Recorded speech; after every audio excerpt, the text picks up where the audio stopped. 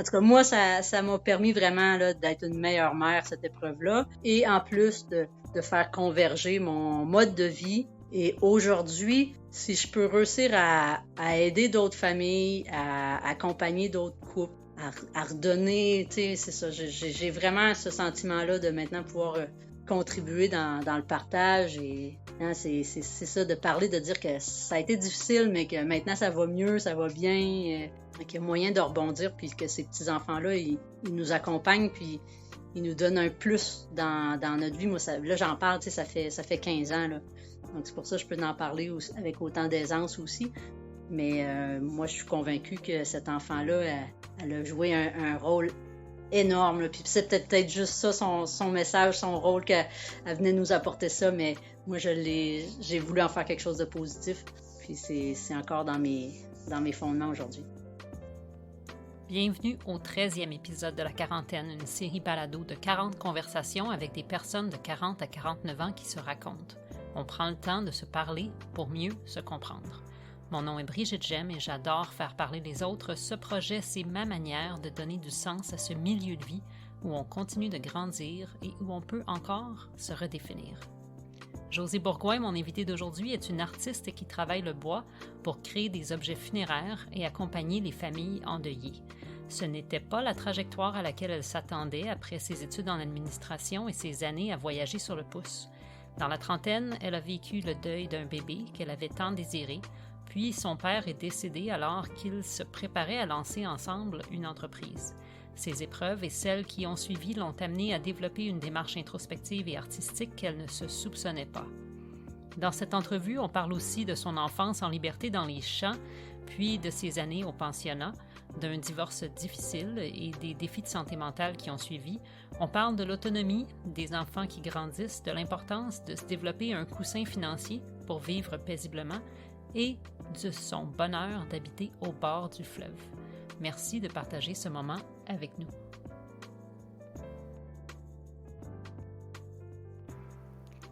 Je suis aujourd'hui avec Josée Bourgoin. Bonjour Josée. Bonjour. Quel âge as-tu, Josée? Il faut que je vérifie ton éligibilité. J'ai 45 ans. Je viens d'avoir mes 45 ans, sous peu. En plein milieu de quarantaine, tu es éligible, alors on peut continuer. Pour commencer l'entretien, j'aime souvent demander à mes invités de me parler de leur quotidien pour qu'on puisse comme avoir cette vue d'ensemble de c'est quoi leur vie au jour le jour. Alors, Josée Bourgoin, à quoi ça ressemble ta vie, une journée typique dans ta vie? Oui, au matin, en tout cas, moi, je savoure d'avoir le luxe de ne pas avoir à utiliser trop de réveil matin. En tout cas, j'ai des grands-enfants qui sont assez autonomes maintenant. J'ai un chien qui est capable de se retenir.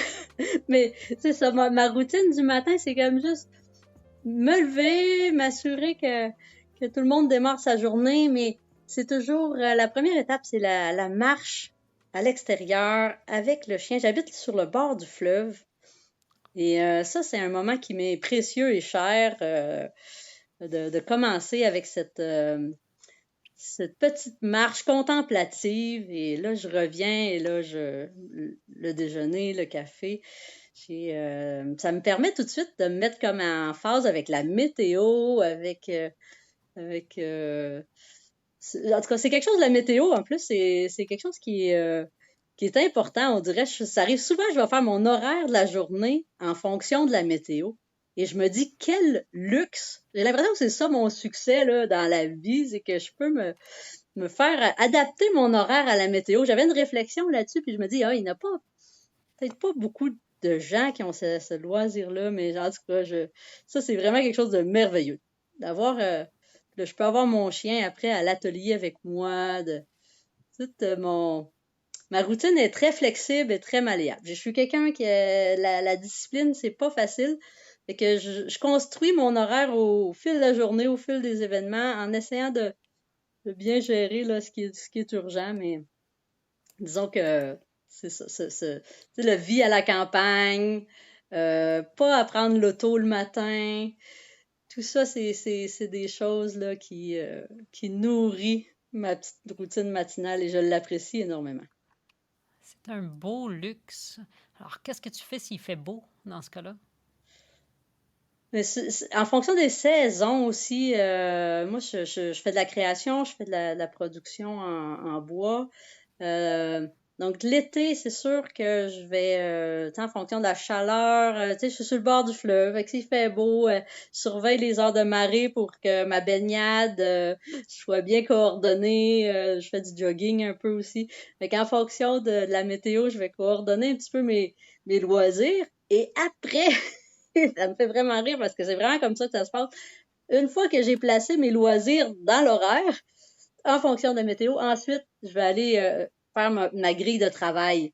Puis là, je parle dans une situation idéale où j'ai pas d'urgence à gérer là, au niveau des commandes à livrer, mais je gère mon temps de travail en fonction si les moments plus frais. C'est sûr, l'automne, c'est des beaux moments pour être à l'atelier l'hiver. Mais l'été, là, j'aime ça passer à une autre vitesse. Donc aussi suivre le cycle. Me rends compte en vous parlant, je suis aussi le cycle des saisons. Et je pense que ça me rend heureuse. C'est beau, moi j'ai envie de déménager dans la cour. En face du fleuve, Mais ça a là, c'est l'air les d'être une couleurs d'automne, là. super Fait que belle place. je suis dans les couleurs d'automne, puis les oies blanches, ils arrivent là en fin de journée, puis j'essaie d'avoir l'opportunité, là, tu sais, quand les grands voiliers d'oies, là, c'est comme un moment magique, un spectacle qu'on sait jamais si on va le capter ou pas, mais quand on est là au bon moment, là, c'est une magie, là, que je savoure. C'est c'est magnifique. Qu'est-ce que, euh, qu'est-ce que tu fais dans ton atelier? Moi, Qu'est-ce que tu sculptes? ouais, je fais de la création, je pourrais dire de l'art funéraire, là, mais c'est beaucoup. J'aime aussi utiliser le mot accompagnement parce que je fais des urnes personnalisées. Donc, mon père travaillait le bois, j'ai comme fait marché un peu dans ses traces, j'ai suivi dans cette lignée-là, mais j'ai vraiment ciblé ce type de création sensible d'un objet. J'imagine on va en parler, mais donc je me définis comme tourneuse sur bois, sculpteur. Tourneuse sur bois. Oui, donc l'utilisation d'un tour à bois, la rotation, c'est ce qui permet d'aller creuser les troncs d'arbres. Donc j'ai vraiment une machine et une technique qui me permet d'aller creuser pour faire le contenant. Et après, j'ajoute avec la sculpture des éléments qui permettent de personnaliser l'objet. Mais souvent, je vais me faire aider, je vais faire une co-création avec les familles. Wow! Oui, on va y revenir parce Oui, que c'est ça, il y a comme une raison pourquoi je je suis trouve ça rendue là. magnifique. Ouais, je trouve ça tellement beau, les urnes, les objets que tu crées. Je trouve ça vraiment touchant. Puis je peux imaginer comment ça fait partie du processus de transition. Enfin, on y reviendra dans un moment. Qu'est-ce qui arrive à la fin de tes journées? La fin de la journée, j'ai besoin de me dépoussiérer, j'ai besoin de retourner au grand air. Donc, c'est souvent là, la fin de journée, je vais faire mon jogging ou un petit tour en vélo, mais c'est ça, il y a encore la marche du chien qui intervient dans l'histoire. Et souper, moment avec les enfants. C'est sûr que le soir, c'est ça, j'ai quand même c'est encore les loisirs, là. Je suis inscrite à différentes activités dans ma communauté. Quelques soirs par semaine, là, je vais avoir des petites choses dans l'horaire, mais j'ai une vie très tranquille de soir. Le nightlife à Saint-André de Kamouraska est assez calme. Ça me convient bien C'est d'ailleurs, limité. mais c'est ça. Puis j'accorde aussi du temps en soirée à de la lecture ou de la formation. J'adore passer du temps à. J'ai comme arrêté la télévision. Le soir, je vais faire de la recherche sur des thèmes ou regarder des. Je pense qu'on est nombreux à aimer faire de la formation en ligne ou regarder des capsules, mais j'ai toujours des petites choses dans la journée. Je me dis, ah, tel mot ou telle chose. Fait que je consacre cette espèce de vide-là à aller chercher comme un besoin d'apprentissage, de connaissances en soirée. Là, c'est mon moment où il y a de l'espace. Tu sais, Tu mentionnes tes enfants. Quel âge ont-ils maintenant? 13 et 14 ans et demi. Donc, Wow! Ils sont sortis du bois, là, comme on dit, là. Ben, il y en a qui me disent que c'est le pire, là, parce que c'est secondaire 2 et 3. Mais, en tout cas, si c'est ça le pire, ça devrait bien aller. À date, c'est pas si Ils pire. sont vraiment souriants, ils sont contents d'aller à l'école. C'est ça, moi, en tout cas, je sais pas si je devrais dire je les encadre pas trop, mais ils sont vraiment assez autonomes dans leur petite routine. Là. Ça, moi, ça a été comme quelque chose j'avais hâte là, au secondaire ou même quand ils étaient petits. Là. C'est ça. Je leur laisse bien gérer ce qu'ils sont capables de gérer pour moi avoir plus de temps. En tout cas, définitivement, je me surimplique pas. Je me reconnaîtrais pas dans le parent qui se surimplique. Mais j'ai des beaux grands ados qui comprennent que je les aime, je les abandonne pas, mais s'il manque l'autobus, je C'est leur regarde. problème. Moi, je suis pas l'heure, là. Tu sais, le matin, je vous l'ai dit, là, moi, je suis dans ma routine de chien. Fait que c'est pas moi qui va le dire, hey, oublie pas. Non, ça, ils savent maintenant que. Ils sont autonomes pour le meilleur et pour le pire. Moi, parce que c'est ça, j'écoutais le récit de ta soirée, tu sais. Puis moi, j'ai 2 enfants, mais ils ont 7 et 10 ans présentement. Alors, je suis pas encore au stade là où je peux faire mes propres affaires le soir. Oui, ben on en parle. Maman est encore trop importante. C'est ça, hein, puis je le savais. En tout cas, j'ai trouvé aussi la trentaine, là, tu sais, les enfants, c'est du don de soi beaucoup, ça demande de la présence, et les deux on les a eu proches, là, tu sais, il y avait 18 mois d'écart. Ouf, que j'ai trouvé, tu sais, que ce temps-là, pour moi, là, c'est ça, on met en priorité, tu sais, la vie, les petits, là, tu sais, c'était ça, il y avait comme pas de, il y avait pas de choix à faire, c'était les bains, tu sais, mais là, une fois que ça va prendre, tu sais, leur douche, le bain tout seul, le routine de dodo, waouh, moi, ça m'a... Puis le secondaire, ils reviennent, tu sais, à 4h30, ils dînent à l'école, bon, hey, j'ai vraiment, puis puis là, je les prépare tout de suite, là, j'ai dit, là, au cégep, là, vous habiterez plus ici, Puis là, on en rit, là. Ils savent que je les abandonnerai pas, mais moi, j'ai d'autres projets. En tout cas, on verra ce que ça va donner. C'est Mais beau c'est drôle. grandir. Oui, chaque étape, c'est grandir. ça. Moi, j'ai vraiment Voilà. profité de chaque étape, mais je retournerai pas en arrière. J'aime beaucoup que chacun soit autonome et qu'à chaque âge, ils soient le plus possible autonomes dans leurs choses. Il y a des gens dans la quarantaine qui ont des jeunes enfants, mais je dois dire que moi non plus, je retournerai pas là, en tout cas. Oui, les couches, puis les barrières, puis tout ça, là, c'est des étapes. Oui, c'est les sièges d'auto, ça, c'est le pire. Alors, mais on va quand même reculer en arrière, mais beaucoup plus loin. Oui. J'aimerais, avant qu'on bondisse dans le présent, qu'on parle un peu de tes origines. D'où viens-tu? Comment vois-tu les racines qui te tiennent debout aujourd'hui? Oui.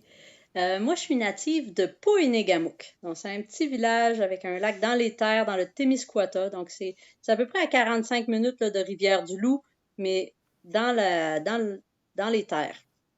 Et j'ai grandi sur une ferme, mais mon père était éleveur de chevaux canadiens. Et il travaillait le bois. Il y avait l'ébénisterie, il y avait la ferme. Et on était dans cette espèce de mode de vie très, très libre. En même temps, on avait beaucoup de contraintes parce qu'il fallait s'occuper des animaux, il y avait toujours quelque chose à faire, là. Tu sais, les animaux, c'est 3 fois par jour. Mais en même temps, il y avait cette liberté-là dans le jeu. C'est comme si mes parents, moi, je l'ai déjà nommé ça, j'ai l'impression que mes parents, ils connaissaient pas la peur. Ils nous laissaient partir. On avait des poneys, mon frère puis moi, puis on partait en poney au grand galop. Pas de casque, tu sais, des bombes, là, des chapeaux d'équitation. Puis des fois, on mettait même pas la selle, là, on n'avait pas le temps. On partait pas de selle, pas de casque, mais on allait se promener. Puis, je sais pas, tu sais, il y avait pas de cellulaire, il y avait pas. Mais on était à 2. Puis là, des fois, ben, on venait, tu sais, il y en a un qui avait ton... Mais en tout cas, il nous laissait mon frère, il grimpait dans les arbres. Tu sais, c'est ça mon enfance. C'est pas des parents nonchalants parce que mon père, il embarquait dans nos projets. Ma mère était animatrice plein air. Elle nous construisait des jeux, des parcours d'hébertisme tu sais. Mais c'était comme, ben, c'est parce que je vois la différence avec les enfants aujourd'hui. Tu sais, je travaille un peu dans les écoles puis je vois comment, il faut faire attention, là. Il faut pas qu'il arrive rien. Puis,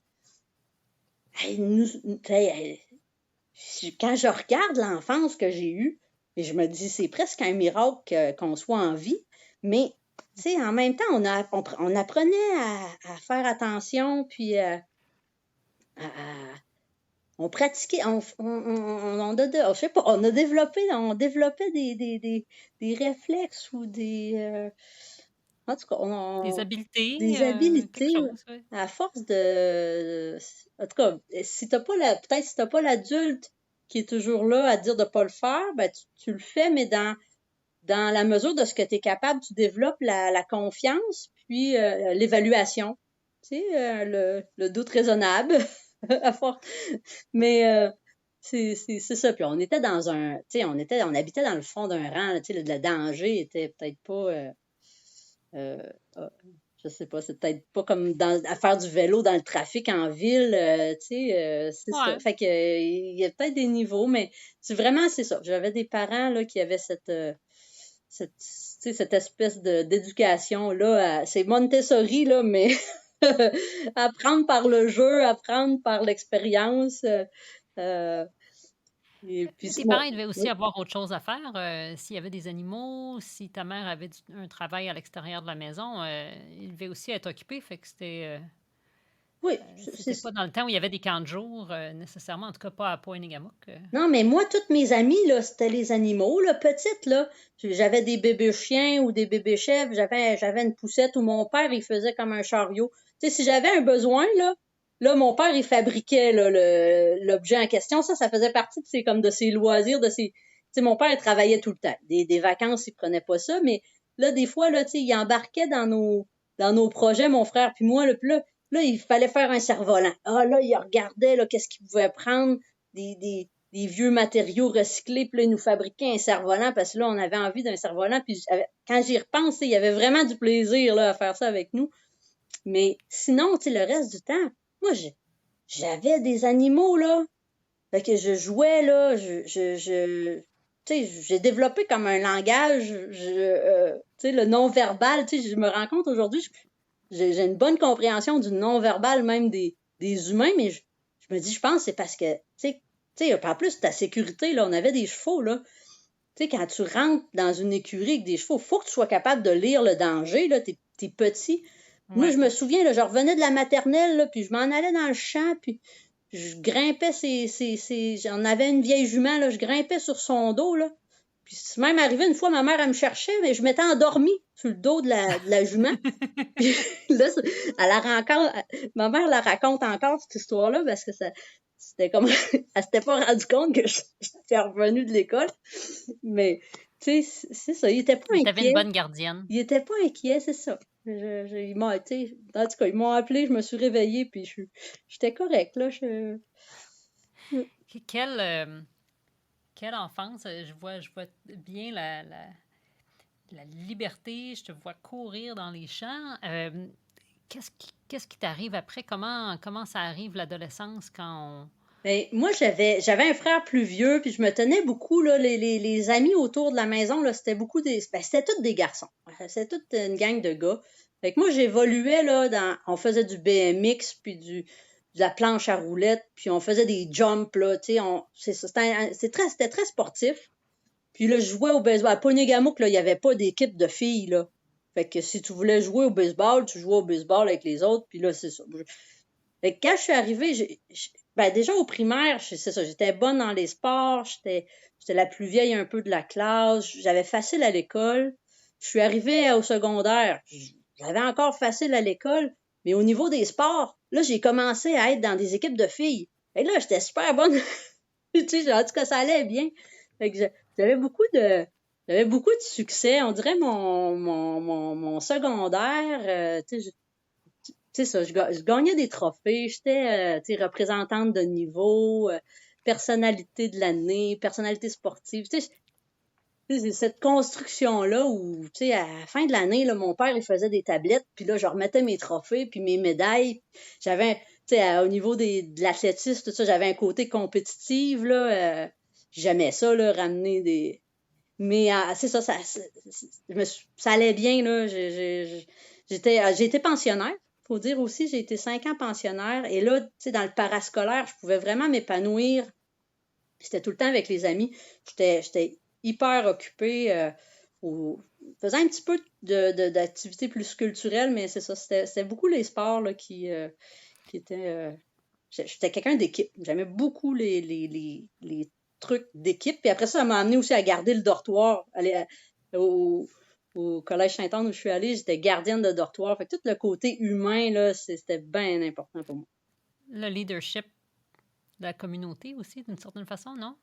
Oui, ben tu sais, dans les sports d'équipe, il y a une notion de dépassement individuel, mais ça peut pas se faire sans les autres. Puis, en tout cas, ça aussi, c'est une réflexion que je me suis faite, tu sais, entre quelqu'un qui performe dans des sports individuels versus des sports d'équipe. Euh, c'est ça, je pense qu'il y a des traits de personnalité qui doivent ressortir à quelque part ou qui doivent. Mais moi, c'est ça, tu sais, j'ai pas beaucoup de motivation à m'entraîner seule. Mais si je sais que je vais m'entraîner avec d'autres, là, je vais pas manquer un entraînement parce que j'aime être avec les autres. C'est ça, j'ai découvert ça sur moi, là, tu sais, c'est que ma discipline, mon problème de discipline, tu sais, quand je le joins avec du social, là, ça va bien. Ça va super bien. Oui. Parle-moi un peu de l'expérience du pensionnat. Est-ce que c'était typique pour les enfants de ton village d'aller faire leur secondaire dans un pensionnat à l'extérieur ou Bonne question. C'est vrai que non, ben en fait, mon père avait été pensionnaire au Collège Sainte-Anne. Et c'est ça, à Pointe-Égamouk, il y avait une petite école secondaire, mais c'est sûr que l'offre au niveau de l'enseignement puis du parascolaire était limitée. Puis, je sais pas, c'est mon frère qui est allé en premier, mais moi, j'ai suivi là, dans l'histoire. Mais il y avait une bibliothèque magnifique. Fait qu'ils l'ont amené faire les journées portes ouvertes. Ils ont montré ça. Puis, c'est ça, ça impliquait qu'on était 5 jours là-bas. On revenait les fins de semaine. Il y avait un transport d'organiser. Et c'est ça, mes parents, ils ont comme ils ont encouragé ça, mais tu sais, mon frère, quand il est tombé à la bibliothèque là-bas, ça a l'air que là, il voulait plus partir de là.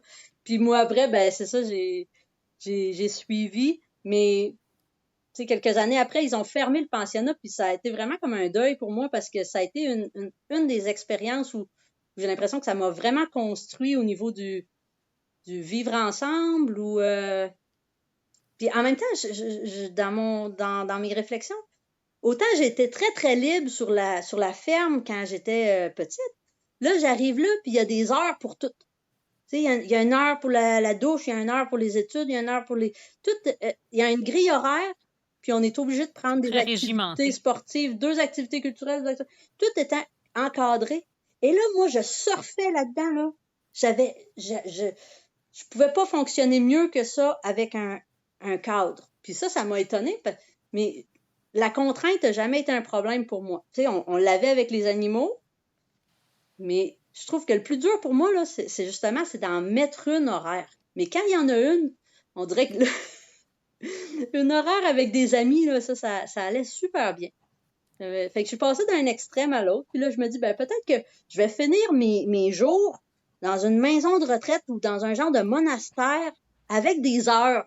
Tu sais, lever à 5h30. Je me suis déjà inscrite à une retraite là, de yoga, puis t'es levé à 5h30, tu sais, je me suis dit, je vais essayer, tu sais, c'est comme... Puis, ben, pour 2 jours, c'était drôle, là.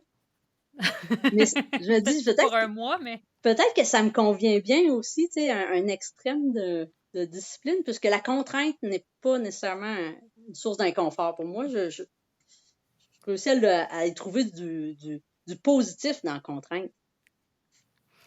Qu'est-ce que tu as fait après le pensionnat, après l'école secondaire? Qu'est-ce qui t'arrive?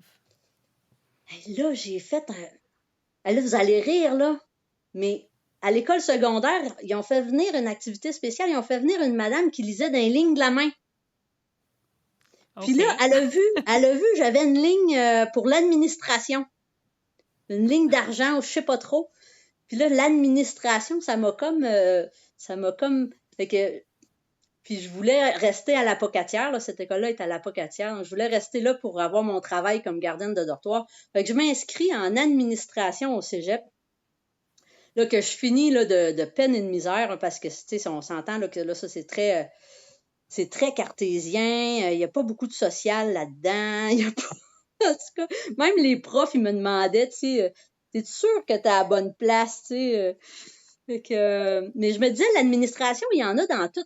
Tu sais, c'est quelque chose que, dans tous les projets, dans toutes les sphères, si j'ai envie de même m'en aller en tourisme ou en, tu sais, n'importe quelle entreprise, le milieu de l'entrepreneuriat, ça m'attirait. J'ai dit, tu sais, l'administration, ça en prend dans tous les domaines. Fait que je me suis dit, bon, ben, ça va être fait, là. Apprendre les chiffres, là, ça va être coché. Puis, je trouvais que c'était un peu ce qui manquait à mon père dans ses projets, d'être capable de se gérer, là. Tu sais, on n'était pas riches. Puis, je me disais, tu sais, si on connaissait la business, on serait peut-être en meilleure position. Fait que moi, je pourrais aller apprendre les chiffres, puis on pourrait faire des projets plus rentables dans la famille. Fait qu'il y avait cette dimension-là. Mais ça a été vraiment difficile là, de terminer là, ce cours-là. Là. J'ai vraiment... puis j'ai frappé un petit mur là, à un moment donné où, tu sais, dans ma vie où tout allait bien et je performais, là j'ai eu comme un premier stress là, d'échec. Mais j'ai réussi à finir. Et après ça, j'ai voyagé pour me remettre de cette expérience-là d'administration. Puis même pendant l'été, là, c'est ça, je voyageais aussi. Là. L'école, c'était comme un mal nécessaire. Là. J'essayais de trouver du plaisir à l'extérieur. Puis on se faisait, j'ai une amie, je l'ai encore, mais on se faisait des virées en autostop.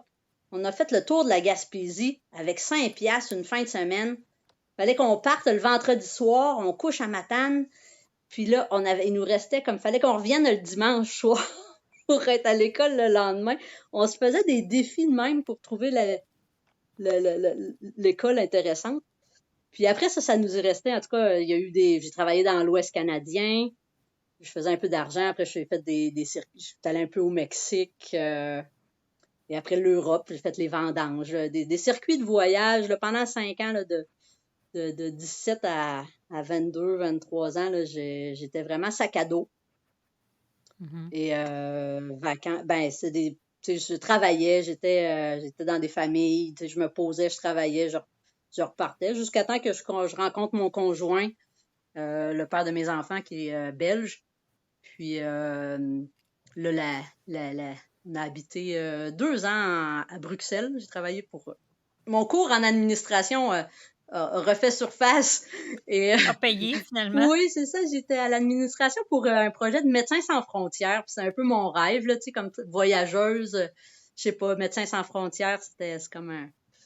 En tout cas, je me suis vraiment poussée là, pour réussir tous les tests, puis réussir à rentrer, aller chercher mon permis de travail. Tout ça a été une belle expérience. Mais c'est ça, à un moment donné, avec l'envie d'avoir des enfants, on s'est dit, c'est plus facile au Québec qu'à Bruxelles. Les conditions pour acheter une maison, c'était pour moi. Puis vivre en ville, je le faisais parce que c'était temporaire, mais c'est ça, j'étais loin là, de ce qui me nourrit. Là, ça a été une bonne expérience, mais. Puis en même temps, mon père, il a eu un diagnostic de cancer. Fait que, mais même quand on a eu le diagnostic, on avait déjà pris la décision qu'on revenait au Québec s'installer. Puis juste le transfert d'argent en euros versus dollars canadiens, moi, mon cours en administration, ça faisait ching, ching, ching, ching. Puis là, ben, on a pu s'acheter une maison pas trop chère à Saint-André de Kamouraska. Et ça nous a permis, déjà à la base, là, dans la trentaine, on pouvait réussir à payer toutes nos choses avec juste un salaire. Parce qu'on avait payé une maison pas chère, pratiquement cash. Donc, on est parti dans notre dynamique familiale avec ce luxe-là de vivre avec juste un salaire. C'est un gros avantage, c'est sûr. Oui, ça nous a pas si bien desservi parce que là, le père des enfants, il fluctuait dans ses emplois beaucoup. ce qui nous a mené à une séparation, d'ailleurs. Mais c'est ça. Tu sais, les contraintes, des fois, je pense qu'il y a beaucoup de monde qui se lève le matin et vont travailler parce ils ont des billes à payer, ils ont des factures. Ils ont des grosses dettes. Oui, oui, oui. Fait que je me dis, c'est ça, la contrainte, des fois, ça peut aider à se motiver à travailler. En tout cas, bref. Mais ça fait partie, en tout cas, je pense, des points tournants ou, en tout cas, des éléments importants dans, dans ma vie. Tu sais, la gestion de l'argent. Tu sais, comment la précarité nous amène à faire des choix qui sont des choix de survie. Puis déjà de partir comme ça, on avait mis un peu de côté en Belgique, on a transféré ça en dollars canadiens, de faire quelques bons choix à ce moment-là. Puis encore aujourd'hui, là, comme travailleur autonome, une des choses que je trouve qui me permet là, de rire là, de mon horaire, c'est que j'ai un coussin financier. Tu sais, parce que si je n'étais pas sûre à la fin du... Tu sais, quand je vais à l'épicerie ou... Tu sais, moi, je suis pas capable là, d'être juste dans le fond de mon compte. Là. Tu sais, ça me prend un bon coussin financier que je sais si je me blesse, j'ai de l'argent pour quelques mois. Le fait de... Tu sais, on nous apprend pas beaucoup ça à l'école. Je sais pas, j'ai comme réalisé, moi, là, à un moment donné, c'est comme travailleur autonome, de toute façon, je voulais pas vivre de précarité, donc il fallait... Tu sais, les gens, on sait pas trop quand est-ce qu'ils nous payent ou tout ça. Fait que de garder un montant d'argent qui nous rassure, qui nous sécurise. Puis moi, ça m'a permis après de faire des choix professionnels, des choix personnels qui me desservaient, tu sais. En tout cas, je le lance comme ça, là, comme ça vient, mais je sais pas si ça sort comme un conseil, là, mais c'est pas, moi, ça a été vraiment c'est comme si notre besoin de base, c'est l'alimentaire, c'est le, tu sais, La sécurité. Puis si on n'a pas l'argent, on a une alarme dans la tête qui sonne, qui dit il faut que, il y a un stress qui est là, qui nous empêche de dormir ou que. Hey, quand tu as de l'argent dans ton compte, là, tu sais, tu peux affermer la switch, la tête, là. Dis, c'est correct, là, je n'ai pas. Relaxer un peu. Mon épicerie, là, je pense plus à ça, moi, dans la vie, là. Tu sais, oui, je vois que les prix montent, mais, tu sais, ça me. Fait que c'est une chance, ça s'est placé comme ça, mais c'est des choix, je pense que. En tout cas, moi, ça, c'est quelque chose que je trouve qui est bien important. Grâce à la liseuse de main, peut-être, qui est venue à l'école. C'est donc bien drôle, ça, que l'école... En plus, le Collège Sainte-Anne, c'était une institution religieuse? C'était beaucoup des professeurs. Il y avait encore quelques profs prêtres, mais c'était beaucoup laïque, là. En tout cas, oui, c'est religieux. Il y avait une chapelle, il y avait des cérémonies à Pâques, puis... mais... tu sais, c'était une activité comme d'Halloween ou je sais pas trop, là. Il y avait eu un magicien, puis il y avait eu quelqu'un qui lisait les lignes de la main, tu sais, c'est les écritures aussi. C'est comme une espèce d'activité à thème, puis je sais pas, hein. C'est drôle comment il y a des événements qui nous... peut-être que... Des petites choses qui guident, qui ont un impact beaucoup plus lointain qu'on aurait peut-être pensé à l'origine, en tout cas. Ouais, c'est ça. Ça a juste comme renforcé. Peut-être que j'avais déjà l'intention d'aller dans ce domaine-là, ou je sais pas, mais là, ça l'a renforcé. Mais l'argent, en tout cas, même dans mon travail, là, fixer le prix des œuvres. Tu sais, on a un rapport comme travailleur autonome à l'argent. Puis à un moment donné, j'ai comme refait un ménage, tu sais, par rapport à ça, parce que c'est dur de mettre le prix, là. Tu sais, quand t'arrives, tu sais, la famille, tout ça, puis là, quand vient le temps de dire combien ça coûte, tu sais, la plupart des artistes, là, c'est là qu'ils bug, tu sais, c'est pas facile de parler d'argent. Fait que moi, je garde ma casquette de travailleur autonome, entrepreneur, artisane, tu sais, il faut que je facture, tu sais, il faut que... Mais... sinon, tu peux pas pratiquer. C'est ça. Puis moi, j'ai des... Tu sais, là, c'est ça, je suis maman monoparentale, c'est pas mon loisir, là. Fait qu'il faut que je facture, puis il faut que je sois à l'aise de facturer, puis il faut, tu sais, je gagne ma vie avec ça. On est à peu près à 2% des artistes à vivre de la création. Ben, il faut que je mette les conditions en place pour que je garde mon coussin financier. Mais c'est ça, j'ai fait comme un, tu sais, je me suis dit, dans le fond, l'argent, sais, moi, j'ai fait une association, j'ai pris ça dans une espèce de truc de croissance personnelle, mais tu sais, c'est d'associer l'argent à l'amour. Ça, tu sais, ça fait ouh, tu sais, ça fait bisounours un peu. Mais tu sais, je me suis dit, OK, c'est tout, tu sais, si on part de la notion que tout est énergie, bon, tu sais, moi, dans mon travail, j'en mets de l'amour. Puis quand les gens me payent, ben, si l'argent est une énergie d'amour, ben, c'est normal que j'en reçoive en retour. Tu sais, ça fait une boucle. Puis là, après ça, pas longtemps après, j'ai eu mon compte de taxes municipales. Mais là, je me suis dit, ben, c'est normal que je paye mes taxes, que je donne de l'amour à ma municipalité, puis qu'eux autres, en échange, ils viennent ramasser mes poubelles. Puis, en tout cas, mon rapport à l'argent, puis tu sais, ça change aussi la façon dont on consomme après. Tu sais, si je vais plus acheter local, ben, je donne mon argent, je donne mon amour à un artisan qui produit. Tu sais, mon garagiste, tu sais, ça me fait toujours de la peine quand mon auto, il faut que je la répare, mais ben, tu sais, je donne l'argent à mon garagiste, tu sais. Fait que, puis là, ben, en lien avec ça, après ça, je me dis, ben, je veux-tu vraiment donner mon argent à Amazon?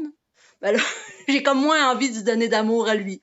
Fait que ça a été comme Exactement. un switch où je me suis dit, ben, OK, peut-être que l'argent, c'est pas si important, tu sais, c'est juste revoir, tu sais, en tout cas, vous comprenez que dans ce que j'essaie de dire, le stress par rapport à l'argent, j'ai essayé de, de diminuer, tu sais, le côté négatif de l'argent.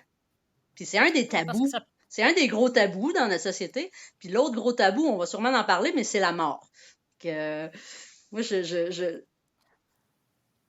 Ben, parlons-en, parce que quelque chose qui m'a attiré à communiquer avec toi puis à t'interviewer, c'est que effectivement, ton travail existe à cause du deuil. C'est quelque chose qui fait partie beaucoup de ta vie, dont tu es confortable de parler, parce que je dois dire, j'ai fait plusieurs entrevues à date pour cette balado-là, la quarantaine. C'est pas tout le monde qui est prêt à contempler le deuil. Souvent, si ça nous arrive, ben, on n'était pas nécessairement préparé. Donc, je trouvais que c'était une belle opportunité que de pouvoir s'en parler. Alors, veux-tu peut-être commencer en m'expliquant un peu comment c'est arrivé dans ta vie? C'est pas comme si tu travaillais dans un salon funéraire quand tu étais petite. ouais, ouais, Euh, ouais. donc, comment ça t'est arrivé et quelle place ça prend dans ta vie aujourd'hui? Oui, ben c'est ça, c'est une histoire un peu, une histoire de vie. C'est un peu, c'est triste, là, mais mon conjoint et moi, on a perdu notre premier bébé. Donc, il y a eu une grossesse qui s'est mal passée. Puis là, j'ai été amenée à faire une première petite urne.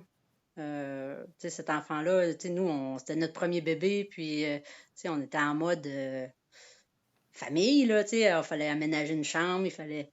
Mais là, on était rendu à l'étape d'aller à la maison funéraire, choisir une urne, là, c'était vraiment sombre, là, c'était vraiment une des grandes tristesses, là, c'est une grande épreuve. Puis, c'est à ce moment-là, avec mon père qui était bénisse, comme j'avais pas du tout envie d'aller à la maison funéraire puis d'aller vers un petit produit, tu sais, j'avais envie de construire autour de cette épreuve-là, euh, de donner de l'amour, tu sais, au petit bébé, même si on l'avait pas connu, tu sais, c'était comme c'était précieux, c'était un projet, tu sais, le deuil périnatal, là, pour ceux, puis il y a beaucoup de gens, quand on en parle, il y a vraiment beaucoup de gens qui vivent ça ou qui l'ont vécu, mais, tu sais, c'est un vrai deuil d'un enfant qu'on aime, puis je voulais que ça soit souligné, puis je voulais que ça reste dans quelque chose de vivant, tu sais, j'avais besoin, je trouvais ça sombre, là, la mort. J'avais 35 ans, puis j'étais pas du tout dans une... Tu sais, j'étais en pleine grossesse, là, on était vraiment dans, dans, dans, dans un tout autre état d'esprit. Puis là, on se retrouvait avec une cicatrice énorme à soigner, puis je voulais qu'on continue d'être dans en tout cas dans la vie. Fait que l'idée de faire un petit objet, de faire quelque chose de beau, là, tu sais, qu'on pourrait avoir dans notre maison, garder auprès de nous. Je voulais pas que ça soit un symbole funéraire. Tu sais, je cherchais vraiment. Fait qu'on dit, on va la faire en bois. Tu sais, mon père, il avait, tu sais, on avait toujours fait des projets on faisait nos cadeaux, nos choses, on faisait tout nous-mêmes à la main. Fait que j'ai dit, penses-tu qu'on est capable de faire l'urne? Puis il a dit oui. Puis c'est moi qui l'ai fait. Il m'a coaché un peu. On a fait un premier c'est un petit contenant, là, c'est pas. Mais c'est là que j'ai eu un déclic que le travail du bois pouvait porter des émotions. Parce qu'il faut vraiment comprendre que moi, j'ai pas grandi dans le milieu artistique, là. Mon père, c'est un artisan. C'était les valeurs familiales, là, c'est vraiment les bonnes vieilles valeurs chrétiennes dont on travaille. Puis, mais il était dissocié de la religion, mais on portait l'idée qu'il fallait faire, là, il fallait être dans l'action, il fallait. Mais on n'était pas du tout dans nommer les émotions. Puis, ce que l'artiste fait, là, de la recherche, de la création, de l'introspection. Le mot introspection, là, ça n'existe pas dans le dictionnaire bourgoin. Là. On oublie ça, introspection, ressentir. Ça, c'est un mot que j'avais vaguement entendu. Je l'ai appris en faisant du yoga, pour mon rétablissement. Là, le yoga, c'est quelque chose de super important. Mais c'est ça, je partais de loin là, au niveau des émotions. Puis, à travers le travail du bois, qui était notre réflexe familial quand même, fait qu'on était dans le faire, mais j'ai réussi à aller chercher une connexion avec mon cœur, avec le message que j'avais envie d'exprimer à mon bébé. Puis là, j'ai eu un déclic. Je me suis dit, bon, si on réussit à faire ça, puis mon père, à ce moment-là, il a le cancer. Je suis vraiment dans une drôle de dynamique là, à 35 ans. Là, la vie, la mort, ça se croise. J'ai les 2 enfants. J'ai François, après j'ai Clémence. Et mon père décède. Fait que pendant 5 ans, tout ça se mélange. Puis autour de ça, moi, j'ai un projet d'entreprise. J'ai un projet qui a commencé avec mon père, qui était comme tranquillement, ses capacités diminuaient. Mais j'avais envie de faire du tournage sur bois avec lui. On a fait des prototypes. On était en train de lancer l'entreprise, mais c'est ça, avec les naissances, le projet d'entreprise me permettait aussi d'étirer mon chômage maternité. Là, j'étais allée chercher une subvention pour étirer un peu mon temps d'accompagnement avec les bébés qui étaient allaités. Fait que tout ce démarrage-là, c'était comme la famille, puis la vie, les vraies affaires, là. J'étais en plein dedans, là. Puis, c'était pas facile, se lancer en entreprise, avoir des jeunes enfants. C'est pour ça que je dis chaque étape, là, je retournerais pas là, mais je savais pas pourquoi. Je sais pas exactement pourquoi je faisais ça à ce moment-là. Je l'avais pas intellectualisé comme je l'en parle maintenant. Je savais juste qu'il fallait que je le fasse. Puis après, on m'a dit que c'est beaucoup comme ça que les arts, c'est beaucoup comme ça que ça, il y a des gens qui sont artistes de naissance, ils naissent dans des familles d'artistes, ils ont vraiment une culture artistique, mais il y en a d'autres, ils se tournent vers les arts parce qu'ils en ont besoin. C'est quelque chose, c'est millénaire, il y a quelque chose dans les arts qui répond à un besoin de guérison, il y a des fonctions traditionnelles dans l'art, puis ça a toujours été. Puis, il y en a qui se mettent à écrire, il y en a qui se mettent à faire des gâteaux, il y en a qui... Tu sais, n'importe quoi, mais la créativité, puis d'exprimer qui on est, notre personnalité dans un objet unique, tu sais, je pense que les êtres humains, on a tous besoin de ça. Et moi, j'ai comme juste réussi à canaliser les forces de la famille, les épreuves, mon envie d'être une maman à la maison, parce que là, c'était ma priorité. C'est quand même ce projet-là de famille, puis... on comprend le sens de la vie, là. En tout cas, c'est prétentieux de dire ça, je vais le reformuler, mais que c'est fragile. Mes enfants, là, quand je les embrasse le soir, puis quand, quand on en perd un, là, ou quand on vit la mort d'un enfant, il y a des moments dans la journée que tu te dis, hey, quelle chance que j'ai des enfants dans ma vie, je remercie, ils sont tannants, là. C'est pénible, là. J'ai plus Ils font beaucoup ça de fait bruit. 3 fois que je me relève, là, mais, j'ai quand même, en tout cas, moi, ça m'a permis vraiment, là, d'être une meilleure mère, cette épreuve-là, et en plus de faire converger mon mode de vie. Et aujourd'hui, si je peux réussir à aider d'autres familles, à accompagner d'autres couples, à redonner, c'est ça. J'ai vraiment ce sentiment-là de maintenant pouvoir contribuer dans le partage et dans ce sens-là, ça me faisait plaisir de participer à l'entrevue parce qu'on dirait que maintenant, c'est ça, de parler, de dire que ça a été difficile, mais que maintenant ça va mieux, ça va bien.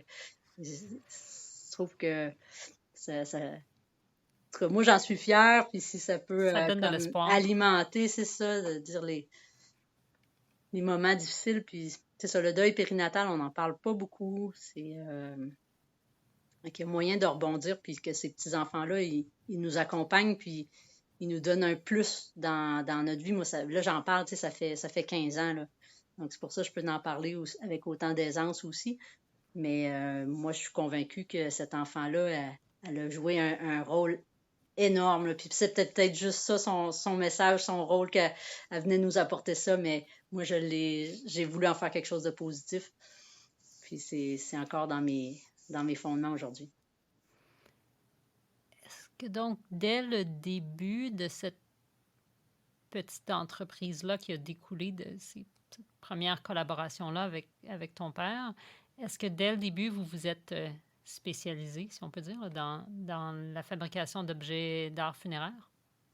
Oui, parce que là, j'ai monté un plan d'affaires. Là, je voulais pas dire je vais faire des toupies puis des bols à salade. Tu sais, le plan d'affaires, là encore là, mon cours en administration, m'a dit là, il faut que je lui donne des chiffres. Moi, je voulais avoir une subvention. Fait que pour avoir la subvention, il fallait que j'aie des chiffres. Puis la première année, deuxième année, troisième année, là, je faisais 100 urnes par année, à temps par. C'était facile de faire un plan d'affaires avec des chiffres, avec une production qui était très claire. Ben là, ça a été vraiment complètement autre chose, la réalité, surtout que mon père est décédé. On a fait un premier prototype. Moi, vous comprenez, là, je sais pas vraiment tourner, là, je suis pas une spécialiste du travail du bois, mais Au début. c'est mon père, le coach, là, c'est lui là, qui connaît tout ça. Fait que lui, dès que j'ai eu la subvention, 3 semaines après, il était décédé. Puis le seul prototype qu'on avait, il a servi pour l'urne. Ça a été l'urne de mon père. Fait que là, moi, Wow. là, j'ai une subvention, j'ai ce projet-là, puis là, je dois m'en revirer de bord, puis je dois, tu sais, rendre des comptes, là. Tu sais, moi, j'avais comme vendu que je savais en faire, entre guillemets. Mais là, c'est ça. Je me suis retournée, je suis allée voir un des meilleurs tourneurs là, au Québec qui est reconnu, André Martel, à Saint-Césaire. Puis là, j'ai expliqué ça, j'ai expliqué ma situation. Il est devenu mon mentor, mon ami. Puis là, c'est là que j'ai commencé à travailler le bois vert. Avec André Martel, mon père était ébéniste, travaillait le bois sec. Donc là, j'ai vraiment été vers une technique là, diamétralement opposée, qui est le tronc d'arbre à 40% d'humidité. On le creuse, on le fait sécher et on le refinit après. Donc, si on imagine qu'il n'y a pas de collage, il n'y a pas de sélection, c'est vraiment la personnalité de l'arbre avec ses traits de caractère, son écorce, le cœur. On voit le cœur, on peut voir des craques, on peut voir que certains appellent des défauts, mais moi, je vois toute la beauté dans ces cicatrices-là. Ça donne un rendu très, très organique, très naturel, que l'œil n'a pas l'habitude de voir, parce que c'est pas de l'ébénisterie classique. Wow. C'est toute une démarche qui n'était pas attendue. J'aimerais en apprendre un peu plus sur qu'est-ce qui se passe après, comment cette entreprise-là, mais aussi tes compétences comme artiste, si on peut dire, se développent au fil des années pour t'amener où tu en es aujourd'hui. Ben, c'est vraiment. Tu sais, moi, j'ai suivi des formations, des perfectionnements. Là, mon côté sportif, là. Tu sais, j'étais pas dans les arts. C'était pas dans les arts, mais c'était pas grave. Parce que d'abord, le tournage sur bois, la sculpture, c'est physique. C'est dans le corps que ça se passe. Le travail, le tournage sur bois, c'est beaucoup le mouvement, la coordination du corps, des mains. Ça se joue beaucoup dans les genoux, étonnamment. Puis le creusage, tu sais, c'est physique. C'est fatigant. Il faut aller la creuser, la bûche. Fait que là, mon professeur, tu sais, il m'a comparé à la Sidney Crosby du tournage sur bois. Tu sais, là, ça m'a craqué, là, j'étais comme en feu. Puis, tu j'ai progressé rapidement, puis là, c'est sûr que j'ai surmonté une espèce d'étape de peur, là, parce que c'est gros, là, c'est mécanique, puis là, tu sais, c'était dur de me retrouver dans l'atelier sans mon père, qui lui, s'occupait d'aiguiser des couteaux, les machines, ça. Et que ça a été un gros défi, là, d'apprendre un métier, de l'apprendre seul. De maîtriser le risque aussi, parce que le professeur en question, il a dit, tu sais, en tournage sur bois, il n'y a pas souvent d'accidents, mais quand il y en a, c'est souvent mortel. Ça, c'est comme ça qu'il commençait sa formation, parce qu'on parle d'une grosse masse, tu sais, qui est attachée sur un moteur, puis ça tourne. Si ça décroche, puis tu l'as d'en face, c'est dangereux. Fait que c'est pas comme, tu sais, les scies, on peut se couper des doigts. Tu sais, beaucoup d'ébénistes, il leur manque des bouts de doigts, mais en tournage sur bois, quand il y a des accidents, ça peut être mortel. Donc, déjà en partant, j'avais cette gestion-là du risque qui était importante, de ne pas me mettre dans des situations, tu sais, de m'assurer toujours de ma sécurité par rapport à mon développement de ma pratique. Puis après, je vous dirais que c'est vraiment les gens autour de moi eux, ils ont compris, là. Ou en tout cas, tu sais, il y a des gens qui sont sensibles à l'art ou qui ont une bonne connaissance des arts, ou, tu sais, qui arrivaient, puis ils m'encourageaient, là. Eux autres étaient capables de mettre des mots sur ce que je faisais, puis ils voyaient mon enlignement, ils voyaient où ce que je m'en allais, ils voyaient mon besoin d'expression. Parce que là, tu sais, il fallait que je fasse un CV d'artiste, il fallait que je fasse une démarche, un site web, tu sais. J'allais sur tous les fronts, là. J'allais autant en entrepreneuriat, en métier d'art, puis aussi, tu sais, j'ai déposé au Conseil des arts et des lettres pour avoir des bourses comme artiste. Fait que je jouais sur tous les fronts. Mais c'est vraiment, tu sais, d'abord mon professeur de tournage qui m'a dit, là, t'es pas un entrepreneur. Tu sais, ben oui, t'es un entrepreneur, mais tu fais du métier d'art. T'es une artisane. Puis après, j'ai comme passé à une autre étape où là, il y a comme un autre vocabulaire à travers ce que je faisais, que les gens, ils sentaient mon besoin d'expression, là, tu sais, que je faisais ça, ma démarche était profonde.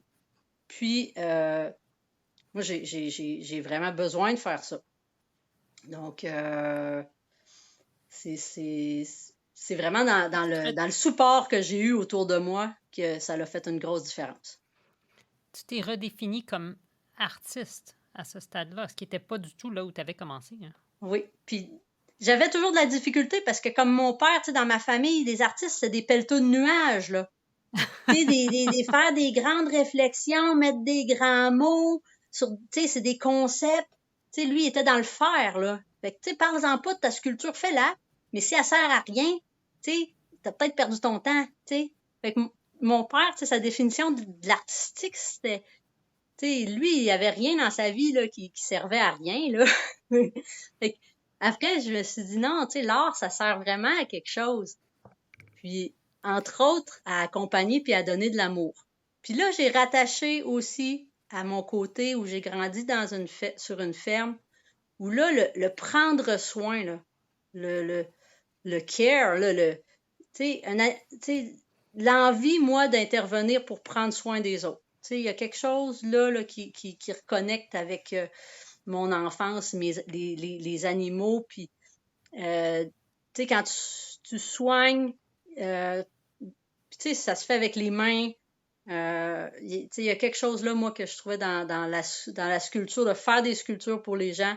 Tout ça prenait du sens. Mais après, c'est vraiment un passage à l'université, à l'UQAR, à Rimouski, où là, j'ai fait, dans le département de psychosociaux, j'ai fait un cours qui s'appelle Études de la pratique artistique. C'est sur 2 ans, c'est un 15 crédits. Et là, j'ai découvert le mot introspection. Puis là, on riait, là, parce que moi, j'étais comme, tu sais, là, j'étais vraiment avec des artistes. Mais c'est drôle parce que c'était vraiment une cohorte. C'est un travail d'équipe, de groupe. C'est vraiment un cours merveilleux. Puis là, je suis vraiment été la découverte du monde intérieur. Puis des grands termes comme ça, tu sais, qui sont vraiment propres. Tu sais, la quête, le sens, puis le rituel. Et là, maintenant, là, je suis capable de nommer ça dans des phrases. Là. Pour moi, ça a été comme une deuxième révélation, là, comme un passage d'artisane à peut-être plus artiste que c'est je trouve que c'est ça. Le mot artiste, ça peut être différentes définitions, mais d'aller chercher, d'être capable de mettre en mots ce que je ressens à l'intérieur ou, en tout cas, je comprends qu'une œuvre, ce n'est pas que de la matière. Et ça, j'avais besoin de mettre des mots sur tout ce qui est invisible. Fait que j'ai comme vraiment un intérêt pour le non matériel, tu sais, appelons ça la spiritualité si les gens sont à l'aise avec ça, mais tout ce qui est invisible. Puis un artiste, il met de l'amour, il met de l'énergie, c'est des idées, tu sais, c'est d'abord des idées, là. Tout ce qu'on crée, c'est d'abord dans la tête. Fait que l'importance du monde intérieur pour ensuite le matérialiser dans la sculpture, ça, en ce moment, là, ça fait partie des choses qui m'alimentent au quotidien. Puis la pratique du yoga, la pratique de la méditation, ça devient un élément super important dans mon métier de sculpteur. Tu as mentionné plus tôt, Josée, que ta relation avec ton conjoint que tu avais rencontré en Belgique ou avec qui tu avais vécu en Belgique, en tout cas, c'était terminé, le père de tes enfants. Peux-tu parler un peu de ce que ça peut représenter quand on se sépare comme ça, quand on a des enfants ensemble? Oui, c'est vraiment un thème, je trouve, qui est en lien aussi, pour moi, en tout cas, très fort avec la quarantaine. Parce que la trentaine, c'était vraiment la maison, les enfants. Mais là, au niveau à la quarantaine, tu sais, moi, c'est ça, on n'était comme plus à la même place. J'étais plus capable de juste être dans un mode où j'endure, où la communication c'est compliqué, où la relation c'est compliqué. J'avais envie vraiment de revenir à une relation amoureuse, plus riche. En tout cas, il manquait vraiment quelque chose de fondamental que j'ai même encore. Donc, ça l'a conduit à une séparation parce que mon projet de vie était plus compatible avec ce que je vivais, depuis des années. Donc, mais la séparation a été difficile. Ça s'est pas bien passé. Donc, vraiment comme des tensions qui se sont accumulées, des problèmes de communication qui se sont accumulés. C'est ça. Je pense que ça fait partie. Dans mon histoire, j'ai l'impression que j'ai eu plusieurs craques au cœur, là. Il y a eu le bébé, il y a eu le décès de mon père, mais une des grosses craques au cœur aussi, ça a été comme le deuil du projet de famille, le deuil d'une séparation à l'amiable. Ça a été, c'est venu me chercher vraiment loin, puis même à un point où on était tellement loin dans nos chicanes, moi j'ai eu peur pour les enfants. Puis autant j'ai grandi dans un monde, je vous ai dit, mon enfance, la peur, je connaissais pas ça. J'ai voyagé en sac à dos à travers le monde, la peur, j'ai surmonté. On était en série, en autostop, moi puis j'ai fait des choses vraiment où ma propre survie, j'étais à l'aise, mais là, quand ça l'a touché, la peur, c'est pas rationnel, là. C'est fort. Puis là, avoir peur pour ses enfants, puis peut-être parce que j'avais déjà vécu la mort d'un enfant. En tout cas, quand mon conjoint il est parti en Europe avec les enfants, j'en ai pas dormi pendant 3 jours. Puis je me suis ramassée à l'hôpital avec un diagnostic de psychose brève, là, parce que là, j'étais rendue loin. Là, quand on dort pas pendant 3 jours, ça va pas bien, là, tu sais. Fait que là, je me ramasse en psychiatrie. Et tu sais, là, toute ma confiance, c'est la fille qui ça allait bien à l'école, que j'avais des trophées, puis tu sais, des médailles. Et là, dans ma vie, là, tu sais, mon beau projet d'affaires, tout ça, hey, là, j'avais un dossier psychiatrique, là. J'ai passé 5 jours à l'hôpital, là, puis tu sais, il a fallu une permission pour que je sorte prendre une marche. Tu sais, j'étais avec comme une étiquette de folie. Mais même là, quand j'étais à l'hôpital, je me suis dit, OK, j'ai comme une épreuve, j'ai quelque chose à vivre ici. Puis là, avec les gens qui étaient là, tu sais, je me suis dit, OK, on peut jouer aux cartes ici, on peut jouer. Il y avait des pichenottes, il y avait des. J'ai créé du lien avec les gens qui étaient là. J'étais comme animatrice. Fait, tu sais, j'ai dit, non, je vais voir du positif aussi là-dedans. Puis là, en même temps, ça m'a permis de voir c'est qui les gens qui sont en psychiatrie, tu sais. C'est quoi la maladie mentale? Mais, tu sais, c'est sûr qu'après ça, ça m'a pris un bon, là, 6 mois, 1 an, là, à me replacer. On dirait quand on va dans un extrême d'émotion, tu sais, la dépression a suivi, puis, tu sais, la dépression, c'est ça, les énergies, où est-ce qu'ils s'en vont, puis qu'est-ce qui fait que je suis rendue là, puis tout se replacer, là. Il y a eu comme des mouvements de pendule pendant ces années-là, mais toujours, c'est mon travail puis ma création qui m'a ramené. Mon atelier, là, je me disais, même si j'y vais juste 10-15 minutes par jour, je mettais la radio, je dansais un peu, j'essayais juste d'aller retrouver le bien-être, puis j'ai appelé ça mon atelier refuge, parce que ça allait bien. Tu sais, j'avais la chance que, malgré tout, là, tu sais, moi, j'avais comme trouvé le sens de ma vie, là. Fait que ça, j'étais vraiment reconnaissante d'avoir un métier que j'aime, puis que c'était juste de placer un peu la tourmente, puis je savais que ça finirait par se placer, mais je suis contente aussi de partager ça, parce que je trouve la santé mentale, c'est un autre gros tabou. Puis maintenant, ben, je vais même dans les écoles, c'est sûr que je parle pas de santé mentale ou de psychose, mais les arts, c'est bon pour la gestion de nos émotions. Puis on l'a vu avec la pandémie, chanter, danser, dessiner, écrire, c'est quelque chose qui nous permet de nous régulariser, de revenir à un état d'équilibre. Ça nous amène de la joie, ou ça nous permet d'exprimer notre tristesse ou notre colère. Puis ça, c'est le fun d'en parler à des petits, mais c'est le fun aussi d'en parler à des ados, parce que les ados, souvent, ils sont plus gênés de danser, puis chanter, là, ils chantent mal, puis ta. Mais en tout cas, je porte ce message-là quand je vais dans les écoles, de dire, arrêtez pas de faire des arts. Oui, les sports, c'est super important. La saine alimentation, c'est génial. Mais moi, mon métier, je le pratique puis je gagne ma vie avec ça, mais je le fais surtout parce que ça m'a permis de m'équilibrer dans ma vie, dans les grosses épreuves de vie, mais c'est en se pratiquant des fois avec des petites épreuves. Fait que, des petites chicanes d'amis, tout ça, ben, une petite musique dans ta chambre, 2-3 pas de danse, c'est pas obligé d'aller danser sur une scène, là. Si ça te fait du bien, fais-le. Puis arrête jamais de le faire. Quand t'avais 5 ans, je vois des enfants de maternelle, à 5 ans, tout le monde dessine, tout le monde chante, tout le monde danse. Mais c'est parce que les autres, ils sont dans le moment présent, puis ça les rend heureux. Ben, je leur dis ça aux jeunes du secondaire. Je dis, faites-en des arts, parce que quand vous aviez 5 ans, là, ça vous faisait sentir bien. Fait que si vous avez comme l'anxiété, là, le moton à l'intérieur, là, trouvez une façon de le sortir. Puis les arts, c'est quelque chose à essayer, en tout cas. C'est une triste coïncidence que quand on est justement à l'adolescence, on devient plus conscient de nous-mêmes, un peu plus parfois embarrassé de ce dont on a l'air ou de comment qu'on parle. Puis c'est peut-être le moment où on en a le plus besoin, où on commence à avoir des épreuves émotionnelles qui bénéficieraient vraiment de pouvoir s'exprimer d'une manière artistique ou créative. C'est une belle... En tout cas, on pourrait surfer longtemps sur ce sujet-là, mais je trouve que c'est une des priorités pour notre jeunesse. En tout cas, moi, c'est ce que j'essaie de passer à mes enfants, c'est d'avoir, j'appelle ça comme le coffre-fort intérieur, là.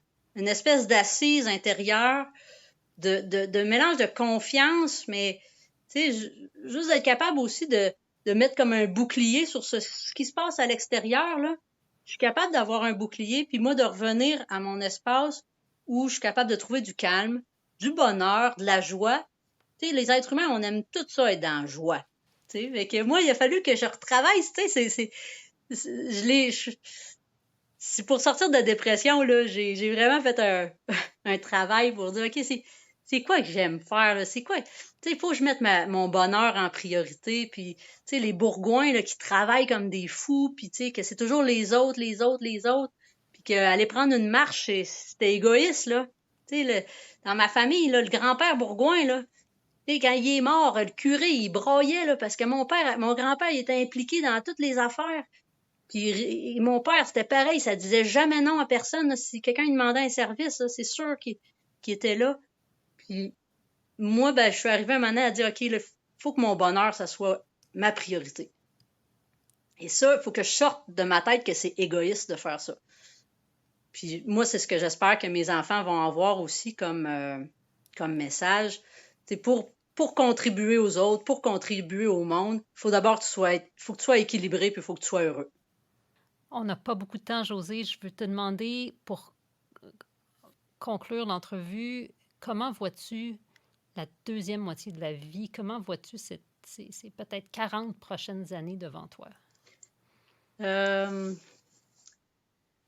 J'ai lu que comme le bonheur, c'est beaucoup basé sur la santé puis la liberté. J'ai envie de m'en aller dans cette direction-là. C'est sûr que pour faire mon métier, il faut que je prenne soin de mon corps. Donc, les choix santé sont devenus aussi comme une priorité. Puis, au niveau du bonheur, ce qui est ma vision, c'est vraiment le mot contribution. Tu sais, moi, pour ma vie ait du sens, j'ai besoin de continuer de donner de l'amour, j'ai besoin de... Tu sais, l'argent a vraiment pas d'importance, tu sais, j'ai pas comme d'objectif matériel ou, tu sais, même mon rêve, ce serait une mini-maison puis le moins de contraintes possible, puis... Mais ce que je voudrais, c'est continuer de faire de l'accompagnement dans le deuil, de tout le... Juste, tu sais, toujours à travers ce que je fais, mais... tu sais, les gens, quand ils peuvent avoir un objet là, pour leurs proches, qu'on l'a fait ensemble, ils composent un rituel, puis ils ont un objet, ils ont une urne, ils ont une œuvre d'art, puis que cet objet-là, elle a du sens, puis ça leur fait du bien, ça les apaise, ils repartent, il me semble qu'ils vont déjà mieux. Donc moi, c'est ça, c'est dans le futur, là, j'ai envie de développer cet accompagnement-là, puis de continuer à pouvoir, à travers la création, donner de l'amour ou partager, que ce soit à travers les ateliers aussi dans les écoles, mais moi, en tout cas, je ne sais pas si c'est même prétentieux de dire ça. C'est vraiment quelque chose de profond que j'ai en dedans de moi. Ou peut-être j'ai comme un trop-plein. C'est pour ça que j'ai un chien dans la vie. Là, quand on a un trop-plein d'amour, on a un chien. Mais j'ai vraiment besoin de partager. C'est pour ça que je vous parle.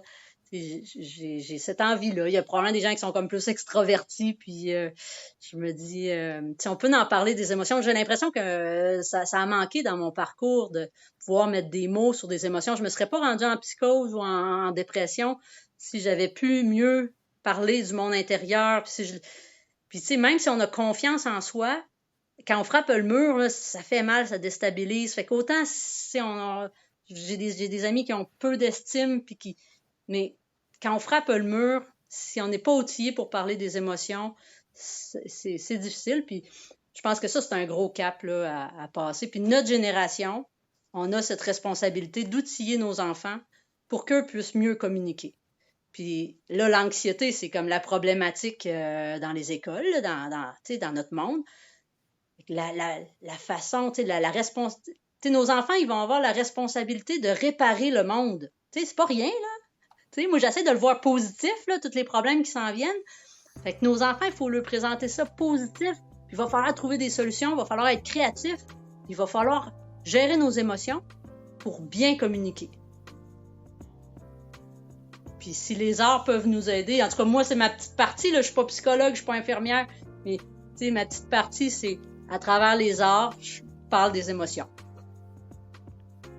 Merci d'avoir passé cette heure avec nous. Pour réagir à ce 13e épisode de La Quarantaine, visitez-moi sur Instagram, @laquarantaine.balado ou écrivez-moi à bonjour@laquarantaine-balado.com. Surtout, n'oubliez pas de vous abonner et de revenir la semaine prochaine pour une autre conversation.